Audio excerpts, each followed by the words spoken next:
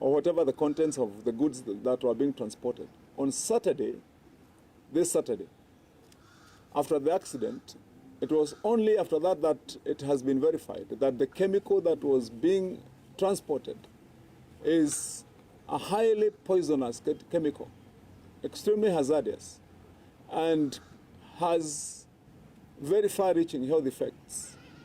And as I've said, including fatal consequences. And so I want to alert members of the public in Kiambu County and outside Kiambu County, because such goods sometimes find their way to be transported very quickly. It was reported then that almost 20 drums were missing of that sodium cyanide. As of now, the recoveries that have been made still leaves 12 drums missing. We can't tell whether they're still within the Rironi area, whether they're within Limuru, whether they have found their way even as far as across the other 12 sub-counties of the county of Kiambu, or even beyond. And we want to sensitize, alert, and warn our people that it is of extreme importance that if you suspect that maybe keeping, hiding either of these drums, be it in their farms, be it in forest or anywhere, be it in their homes, that it is extremely important that you report. Now, if for any chance, or by any chance, that anyone of our members of public was involved in this, number one, it is important for you to know that already you could have exposed yourself to the very dangerous effects of that poison or that chemical. And so, even other than waiting, anyone who was involved should voluntarily surrender themselves to the nearest health facility and have themselves examined, and for possible treatment to prevent any further harm. Secondly is about what we've said, immediately after the accident, the rainfall. That means that it is highly possible that part of that chemical, or most of it, could have been soaked by the rain to various areas within the vicinity. And it is important, very, very important, that our people, our members of the public, be highly cautious. As I've said, we have dispatched our health personnel. We are going to dispatch even others to ensure that we quickly observe and see the state of health of our people around these areas and take immediate corrective action, including forced surrender and forced being taken to hospitals and examination, so that we don't leave any person exposed. And then lastly,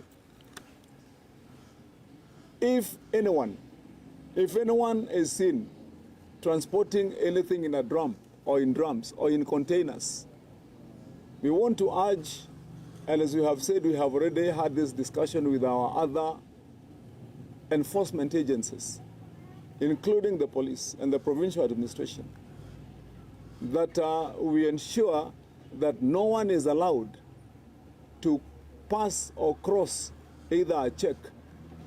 And we shall be mounting as many as possible, moving on, in the wider Kiambu area, to ensure that no one is transporting any unknown chemical as such.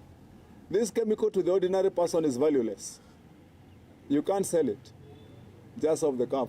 If maybe people thought that maybe what you have taken is petrol or any other chemical of value, at the ordinary person's level, you can't do anything much with that chemical. It's not worth any money.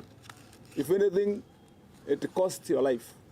And that's why, as a county government, we have issued this statement so that our people can take very urgent precautionary measures and ensure that they not only act with care but also ensure that anyone who may have been keeping who may be keeping that chemical is reported, surrendered, and that chemical is reported where it is. I want to advise members of the public, if you see that drum or you know where it is, don't carry it yourself.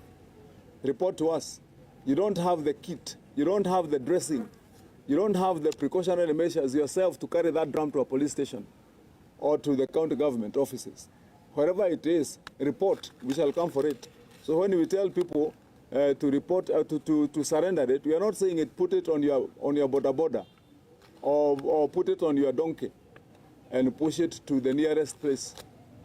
We are saying report. Then we will come up with precautionary, proper ways of taking possession of those chemicals. I think it is important also, finally, that also as the chairman of transport in the Council of Governors, to issue a warning to transporters in the country and to companies that it is highly irresponsible, in my view as a chairman, that chemicals and substances of such high risk and highly poisonous should just be transported anyhowly, and though it is admitted that accidents can happen, such vehicles must be driven with extra care, but even including being escorted, just in case. And there has to be specialized ways of carrying such chemicals, because if that continues, then we will have a disaster of extreme magnitude. And especially given now what has happened and the likelihood of contamination, that could even be long-term within the areas where this accident occurred.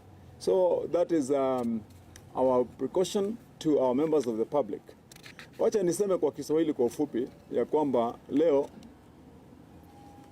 tunasema kwa wananchi wenzetu hapa Kiambu ya kwamba siku ya Jumamosi kulikuwa na ajali ambapo gari lilikuwa linabeba chemicals ambaye ni hatari sana kwa maisha. Na wakati baada ya hiyo ajali kulinyesha mvua, sasa hiyo dawa inaweza kuwa imetembea hapa na pale kwa watu wa hiyo area, na sio ati tunasema hivyo kuwatia watu hofu ama wasiwasi. Tunasema ndio watu wetu wawe kwa hali ya tahadhari na kujichunga. Ndipo kama ni hiyo area ambayo inakaribia hapo, usiende pale kuketi, ama kama ni ile mahali uwanja iko hapo karibu na hapo, watoto wetu sasa kama ni mashule na wengine wako hapo hiyo karibu, wasiende kucheza hapo. Kama ni wamama wenye huuza huko barabarani, kama ni karibu na hapo, usiende kuuza kwanza. Wacha tutafute jinsi ya kuhakikisha kwamba tumeondoa hiyo hatari. Ya pili na muhimu ni kusema ya kwamba wakati hiyo gari lilianguka, kulikuwa na drum zenye hiyo dawa, karibu drum mingi, lakini drum 20 ilipotea. Hivyo ni kusema ilichukuliwa na watu wenye labda walikuwa wanafikiri ni kitu cha dhamani ambacho wanachukua inaweza kukupatia pesa. Mara nyingi ikitendeka namna hiyo, watu hufanya hiyo kazi sana sana. Utapata mtu wa bodaboda labda mmoja aliwekelea kwa drum, mwingine alikuwa na punda aliwekelea, mwingine alikuwa na gari aliwekelea juu. Hata wengine wanafungua na kugawanyana, kila mtu anabeba. Hali ya hatari ya hiyo dawa ni hatari ya juu sana. Na ndio tumetoa tahadhari kwa watu wetu. Ukimwona mtu yoyote ama unamjua ambaye alihusika, kwanza sema ni huyu. Hawa watu tunawaita kwa hiari wakuje wenyewe, ndio waweze kusaidiwa, kuangaliwa na kukaguliwa, wajulikane kama wanaweza kuwa na madhara ambayo yakiachiliwa yanaweza kuwa madhara mabaya ambayo inaweza kugharimu hata maisha ya binadamu.